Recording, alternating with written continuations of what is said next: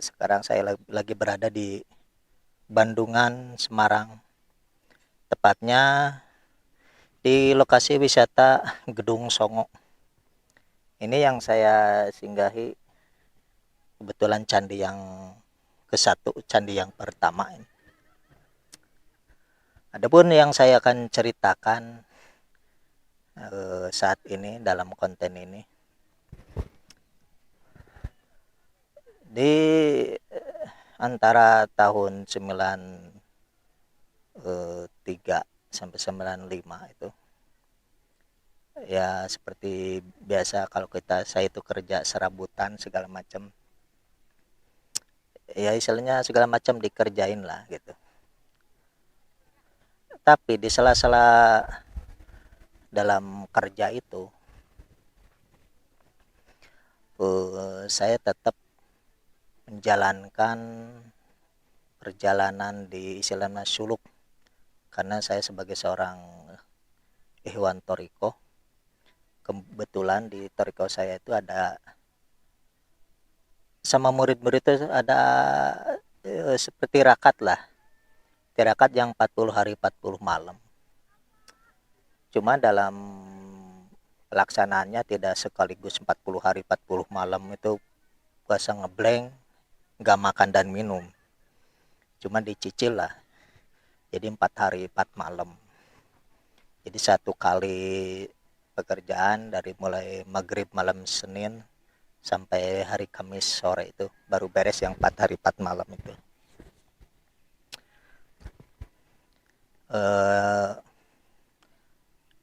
Perjalanan di tirakat waktu itu di tahun 96 awal. Tirakat selama 4 hari 4 malam di kebetulan di rumah guru gitulah, Syekh Mursyid Pak Cecep Permana Sidik, Syekh Mursyid wilayah Ciamis. Dalam suluk itu, karena kan kalau wirid zikir-zikir itu cuma malam hari gitu. Jadi pada Isya, udah sembahyang Isya itu langsung ada aurot yang dijalankan. Ya biasa beres paling jam dari Isya itu jam 10 jam 11 baru beres gitu ya, yang aurot rutinan ketika menjalankan suluk gitu. Selama 4 hari 4 malam itu kita nggak boleh ketemu sama orang lah istilahnya, nggak boleh ketemu sama orang lain.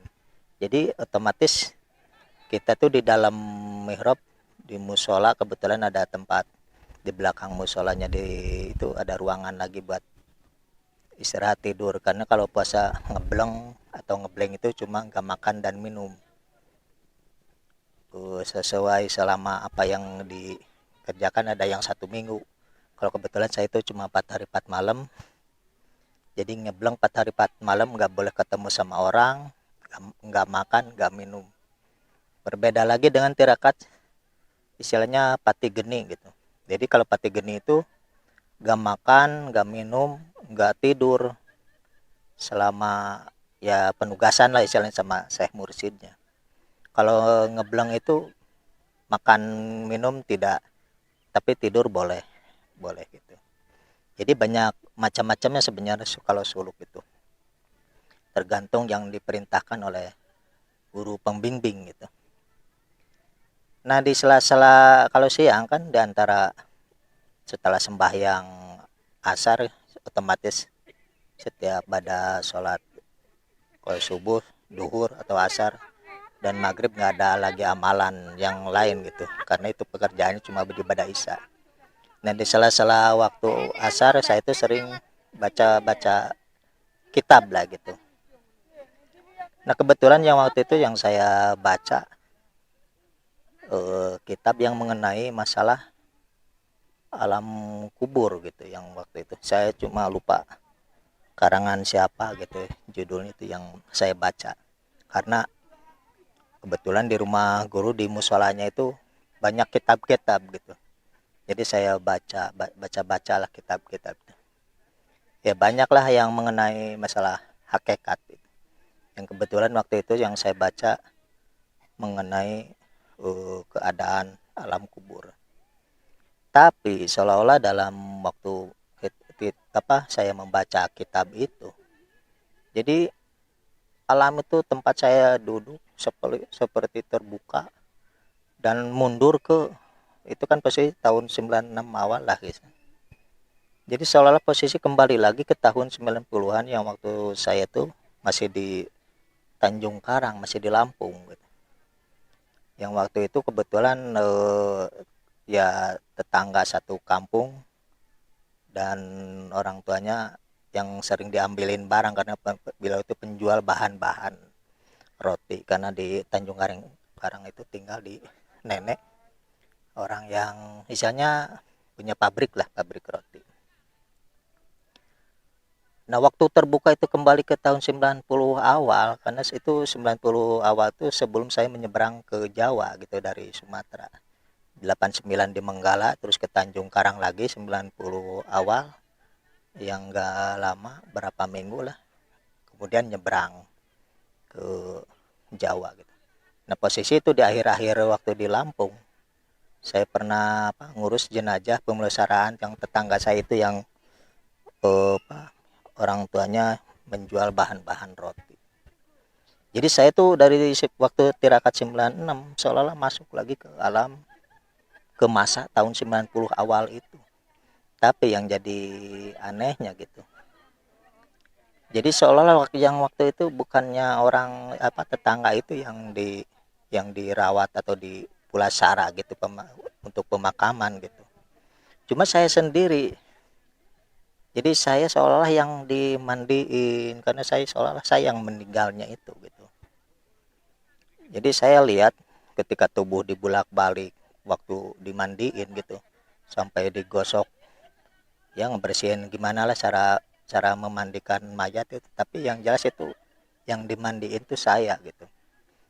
Jadi tubuh saya tuh dimandiin dibolak-balik seperti biasa mengurus pemandian jenazah gitu. Tapi dengan kesadaran penuh saya tuh melihat benar-benar melihat tubuh saya sendiri dimandiin sama orang dan siapa yang mandiin tuh saya tahu dan kenal gitu. Semua yang hadir untuk bertajiah gitu, ngelayat gitu ke orang yang tepat ke orang yang meninggal gitu, keluarga yang meninggal. Jadi saya dimandiin. Setelah mungkin ada yang beranggapan bahwa kalau memandiin mayat itu jangan terlalu kencang karena dapat menyakiti isi mayat. Tapi yang saya rasakan tidak. Saya tidak merasakan sakit sama sekali karena saya juga melihat tubuh saya dimandiin sama orang, sama tetangga gitu yang satu kampung itu.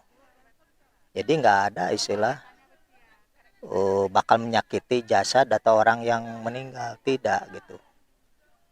Karena saya lihat tubuh saya sendiri dimandiin, terus gitu digotong ke dalam rumah, ditaruh di kain kapan yang putih itu sampai diurus itu. Tetap posisinya saya tuh melihat gitu, tubuh saya lagi diurus pakai kain kapan, mata ditutup pakai kapas gitu. Jadi hampir semua rongga yang berlubang ditutupin sama kain kapas itu yang ditutup itu. Nah, dalam posisi itu saya tuh tahu siapa aja yang melayat ke saya itu. Jadi kadang-kadang saya tuh di tubuh saya sendiri seolah tubuh. Jadi saya tidur numpang di atas tubuh saya sendiri cuma nggak bisa masuk.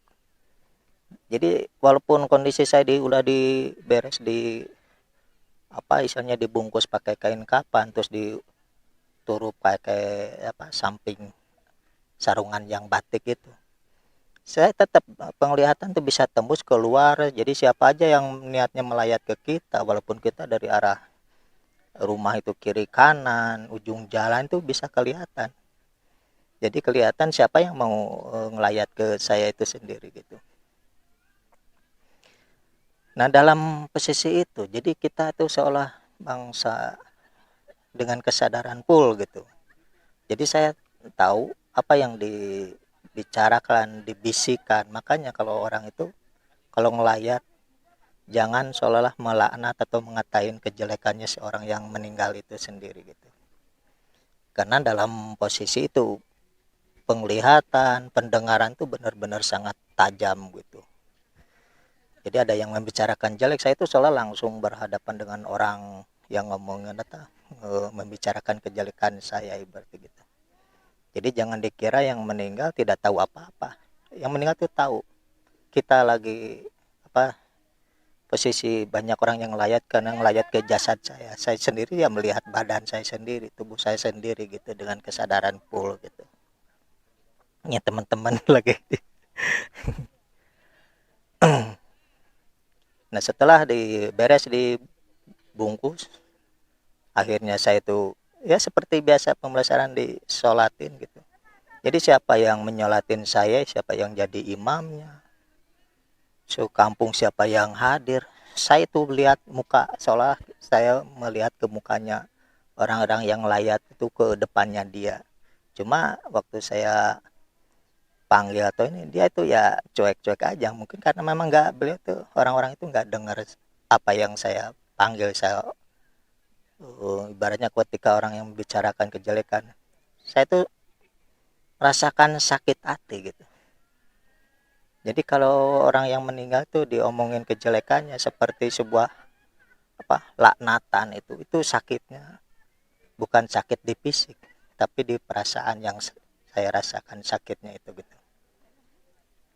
Pengen teriak ya istilahnya, saya itu memang salah ibaratnya kalau ada orang yang membicarakan kejelekan saya itu udah ngaku salah, cuma orang itu ya terus aja karena dia nggak tahu bahwa begitu ngomongin si mayat atau saya waktu itu yang sudah meninggal, dia nggak tahu bahwa saya itu yang sudah berupa arwah ada di depan dia gitu. Jadi seolah-olah apa pembicaraan yang jelek mengenai saya itu sebuah siksaan batin lah gitu, hukuman batin. Jadi nggak ada sangkut pautnya, walaupun fisik saya ibaratnya kalau mau dirajam dirajang dicacat itu nggak ada faedahnya, mau dibakar tidak terasa panasnya, dibakar ibaratnya orang-orang yang meninggal karena itu yang dibakar istilahnya jasadnya nggak ngerasa sama sekali. Cuma yang saya rasakan sakitnya itu kalau orang yang datang bertajiah melayat ke saya itu membicarakan kejelekan saya gitu. Itu yang saya rasakan sakit. Jadi arwah itu bisa melihat siapa aja yang hadir, yang datang bertajiah, siapa yang ngomongin kejelekan, atau saya bisa mendengar bisik-bisik orang-orang yang pada datang bertajiah gitu. Dan saya bisa mencium misalnya wanginya gitu, wangi orang pakai parfum atau apa gitu, saya bisa tahu karena si arwah itu bisa melihat, mendengar, mencium, bicara bisa, cuma orang nggak bisa dengar gitu. Orang yang saya tuju, karena saya salah ibaratnya saya sudah berupa arwah, saya itu ngaku salah, cuma orang kan ya tetap aja karena dia nggak tahu bahwa arwahnya si mayat yang di dalam rumah itu sudah berada di depan dia gitu. Itu yang saya rasakan sakit gitu, bukan di fisik tapi di perasaan. Sampai saya itu dimasukin ke keranda, udah di itu saya itu seolah bisa di dalam keranda bisa ikut, tapi si arwah ini bisa berbalik, bisa tahu siapa yang nandu saya itu, yang mikul keranda itu saya tahu dari terus yang mengantar saya ke pemakaman dari ujung rombongan itu ibaratnya paling depan dan paling belakang itu saya tahu, dan saya tetap dengar bisikan-bisikan orang-orang yang mengantar mayat itu gitu atau tubuh saya itu saya bisa dengar semua. Jadi setiap ada yang menyinggung ke si mayit, ke saya waktu itu yang perasaan itu ya saya yang meninggal, itu saya pasti tahu soalnya berada di hadapan, kadang-kadang si jasad tuh ditinggalin gitu. Jadi saya dengar ke orang yang berbisik-bisik ngomongin apa mau jelek atau mau pujian gitu. Kalau orang yang ada yang muji ya perasaan tuh seneng aja, tapi kalau yang ngomongin kejelekan saya tuh benar-benar perasaan tuh sakit. Cuma orang yang di ini saya minta maaf ibaratnya, Ya orang yang ngomongin saya itu nggak salah ya, cuek aja memang, dia nggak lihat gitu.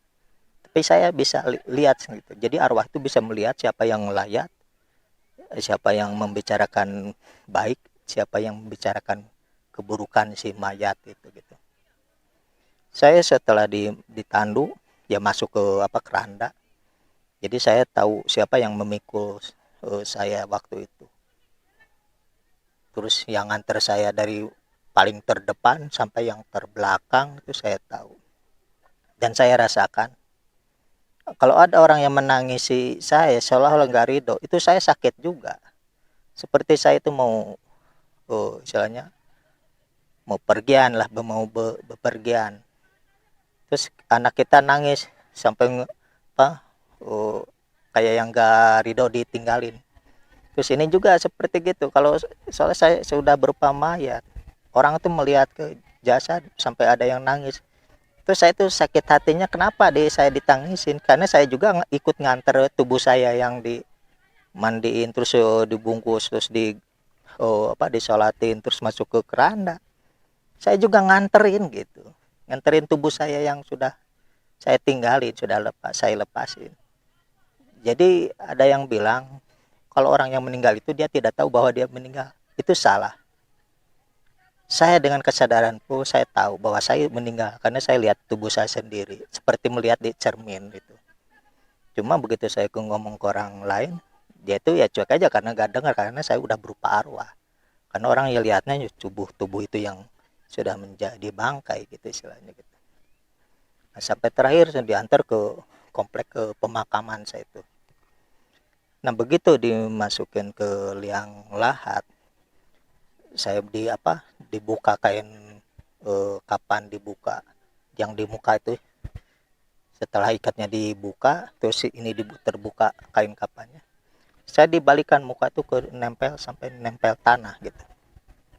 Jadi saya bisa mencium pengapnya itu tanah yang galian itu, yang kuburan itu, yang galian dibalikin. Terus ada orang yang pasang istilahnya padung gitu ya, yang papan itu, kadang-kadang yang pakai papan pakai batu bata buat nutupin tubuh saya, jasad saya yang di dalam tanah itu. Saya dengar ada yang ya seperti orang yang dengan kencang gitu masang papan, duk duk, itu kedengeran. Sampai setelah beres tertutup, akhirnya orang yang ngurukin itu kedengaran sampai kencang seperti ya itu di sebelah kuping saya gitu. Soalnya saya dengar itu suara tanah bercampur batu yang turun menimpa papan itu yang di dalam kuburan, itu terdengar jelas. Sampai bruk bruk bruk itu aja. Sampai kerasa orang yang nginjek tanah tuh gede-gede gitu, saya bisa dengar gitu. Dan posisi saya sudah ada di dalam liang lahat itu. Tapi si arwah saya itu bisa lihat, saya merasakan di dalam, di tubuh saya posisinya waktu pengapnya mencium tanah. Tapi saya juga bisa melihat siapa yang mengelilingi di antara liang lahat itu. Dari sekelilingnya saya lihat mukanya satu-satu.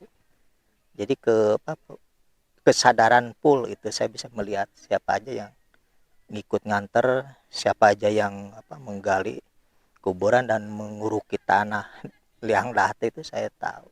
Itu kesadaran full. Jadi kalau ada yang bilang bahwa orang yang meninggal tidak tahu bahwa dia tidak meninggal, itu salah sama sekali. Itu tidak benar. Saya penuh dengan kesadaran penuh. Kita yang meninggal itu sadar bahwa saya telah meninggalkan jasad saya sendiri. Karena si jasad itu kalau begitu ditinggalkan oleh arwah yang tadinya namanya sebelum masuk ke jasad itu ruh, begitu ditinggalkan saya itu udah berupa arwah. Nah posisi arwah ini yang saya bisa melihat ke yang mengunjungi, yang bertajiah, yang mengantar ke kuburan, ini udah alam antara yang sebutnya barja. Ini alam barja. Jadi kalau orang-orang dari barja itu bisa melihat ke kita, tapi kita tidak bisa melihat ke mereka. Jadi ada alam dunia, ya alam ramai kayak gini. Terus ada alam barja, alam antara. Jadi antara alam kubur sama alam dunia itu ada alam barja. Nah, di alam barzah ini arwah saya bisa melihat siapa aja yang layak, tahu tetangga sekampung, atau siapa yang menangis atau yang ngomongin saya jelek atau baiknya, itu saya tahu gitu. Karena setiap orang yang memuji atau melaknat dengan ucapan ngomongin kejelekan, saya itu seolah di depannya dia gitu. Walaupun orang itu sebenarnya cuma berbisik-bisik ibaratnya. Orang ini tukang pejina ibaratnya. Begitu ngomongin gitu, arwah itu sebenarnya udah ada di hadapan kita itu. Atau ini tukang pemabuk istilahnya. Ini mah gak pernah sholat, bukan ahli masjid. Ada yang ngomongin kayak gitu. Si arwah saya itu seperti disayat itu perasaan. Karena memang saya dengan kesadaran itu mengakui sebenarnya bahwa saya tuh ya istilahnya kalau orang pemabuk ya saya ngaku orang pemabuk, tapi tolong deh maafin saya, doain saya. Jadi permintaannya untuk si arwah itu untuk didoakan yang baik-baik aja, dipintakan pengampunan, permohonan maaf, itu yang diinginkan arwah sebenarnya. Siapa aja, walaupun orang yang maksiat gitu. Karena orang yang pernah istilahnya dianggap Islam, dia mengakui bahwa dia sebagai seorang muslim, walaupun tapi lebih banyak dosanya, ya dia menyadari pengen didoakan yang baik, pengennya dipintakan ampunan, permohonan gitu, permohonan segala dosa, itu yang bisa tembus itu ke arwah itu, yang bisa menghibur sebenarnya. Nah, waktu saya sudah masuk di liang lahat, saya sudah lihat siapa aja yang mengunjungi, yang ngeriung di sekitar liang lahat. Saya itu dengan kesadaran penuh saya tahu gitu siapa ya yang ikut ke tempat pemakaman saya, jasad saya itu. Cuma setelah beres, orang pada bubar, pada pergi. Nah, disitulah teka-tekinya. Jadi pertanyaan itu ke arwah itu bukan di antara alam dunia ke alam barzah, bukan. Jadi Munkar Nakir datang dan dalam alam barzah mau masuk ke alam kubur. Beliau itu baru datang. Jadi setelah orang-orang pada pergi, yang ngelayat ke kita pada pergi, pada bubar lah istilahnya di tempat pemakaman, tinggal saya sendiri. Jadi saya sendiri dengan kesadaran berupa arwah ini udah merasakan bahwa saya sendiri. Nah, di situ sebelum masuk ke alam kubur baru ada pertanyaan itu. Nah, di alam kubur ini kita mau dapat nikmat kubur atau siksa kubur. Karena begitu terbukanya dari alam barzah ke alam kubur, kita seolah memasuki ke alam kayak gini lagi. Ada alam lain lagi itu di alam kubur itu. Jadi memang ada istilahnya arwah yang gentayangan, karena itu disitulah perlunya seorang ulama yang bisa menetapkan arwah. Jadi si arwah itu jauh begitu setelah dikubur, beres penggalian, beres penguburannya si jasad orang meninggal itu, jangan sampai kembali lagi ngikuti kita ke rumah harusnya. Jadi harusnya diantar lagi dengan doa yang bisa menembus si arwah ini agar bisa memasuki ke alam kubur itu. Jadi dan disinilah perlunya orang yang nggak sembarangan lah istilahnya. Setelah beres ngurukin tanah udah gitu. Itu nggak cukup cuma begitu. Kita doain dia, istilahnya permohonan ampunan kepada Allahnya itu. Kan ada doa-doanya gitu ya. Allahumma gfir lahum warhamhum wa'afihim wa'fu anhum. Jadi untuk pengampunan arwah ini gitu. Semoga Allah menerima tobatnya, dan kita doakan untuk supaya Allah itu mengampuni kesalahan-kesalahan si arwah ini gitu. Udah gitu baru seorang yang alim itu harusnya bisa mengantar si orang arwah ini untuk memasuki ke alam kubur. Adapun setelah masuk di alam kubur ya terserahlah. Mau dapat nikmat kubur atau siksa kubur ya kembali lagi ke amalan-amalan kita sendiri sewaktu di dunia gitu. Karena saya pernah melihat di alam sono gitu, di alam kubur itu. Walaupun rumahnya secara lahiriah mungkin di alam dunia itu, dia rumah kecil, ngontrak mungkin. Tapi keimanannya kuat setelah orang itu meninggal. Kok begitu saya kunjungi ke alam itu. Kok di sana tuh dapat rumah kayak istilahnya kelas real estate lah. Sampai si arwah itu sendiri dia tidak sadar bahwa itu yang, karena dia tuh duduk di teras itu, nggak mau masuk ke dalam rumah. Karena dia pikir ini rumah siapa, gede gini gitu, bagus. Karena waktu di dunianya cuma ya tinggal di tempat di kontrakan. Tapi setelah di alam kubur, karena memang walaupun keadaan miskin, dia itu benar imannya kuat, rajin ibadah lah istilahnya gitu. Di alam kubur itu udah senang. Dia punya rumah gedong lah istilahnya. Cuma kadang-kadang berbeda-beda. Karena saya juga pernah mengunjungi di alam kubur itu ada yang seperti kita masuk ke dalam galian tanah gitu. Ya seperti terhimpit oleh tanah itu sendiri. Nggak bisa buat selonjoran saking sempitnya itu. Saya pernah lihat juga itu. Jadi macam-macam di alam kubur buat arwah itu. Ada yang dapat nikmat kubur, ada yang dapat siksa kubur. Jadi kalau alam barzah itu alam antara. Jadi si arwah kita itu masih bisa melihat siapa yang layak, bisa melihat tetangga, istilahnya yang hadir lah di tempat pemakaman kita waktu meninggal gitu. Tapi kalau setelah masuk ke alam kubur, itu kita sendiri cuma ditemenin oleh amal. Amal-amalan ini bisa berwujud seperti kita lah banyak teman gitu.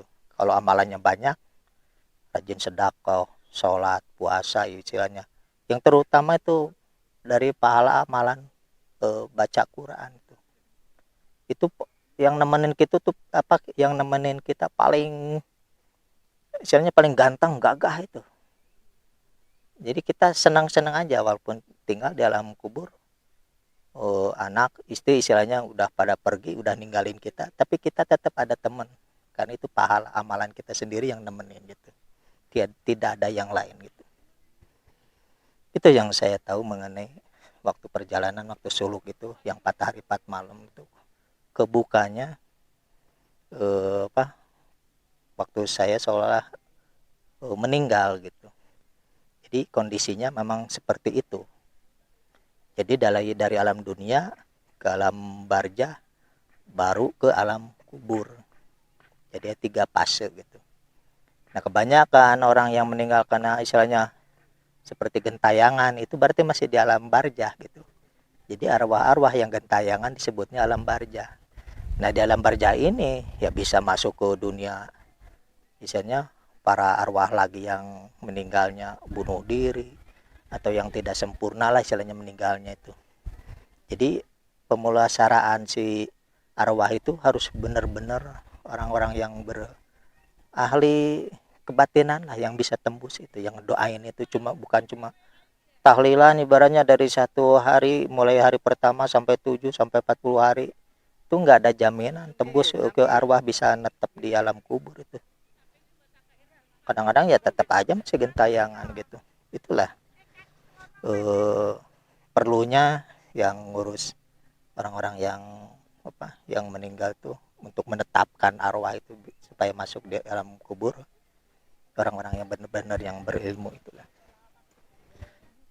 Mungkin dicukupkan sekian dulu dari kupasan saya, dan dalam video-video selanjutnya insya Allah saya akan ceritakan pengalaman yang lain, karena ini seolah-olah berlanjut itu ceritanya, ini seolah-olah berlanjut karena seolah ada episode tertentu. Seperti pertama, kenapa saya bisa masuk ngalamin itu, karena waktu tahun 89 saya ngalamin diajak ke alam barzahnya gitu, mengantar orang siangnya meninggal, malamnya saya diajak ke alam barzah. Udah gitu saya sendiri seolah benar-benar yang jadi arwah yang dikuburin gitu, misalnya saya sudah meninggal gitu, itu fase masih berlanjut. Jadi tunggu untuk apa cerita yang selanjutnya akan saya lanjutkan.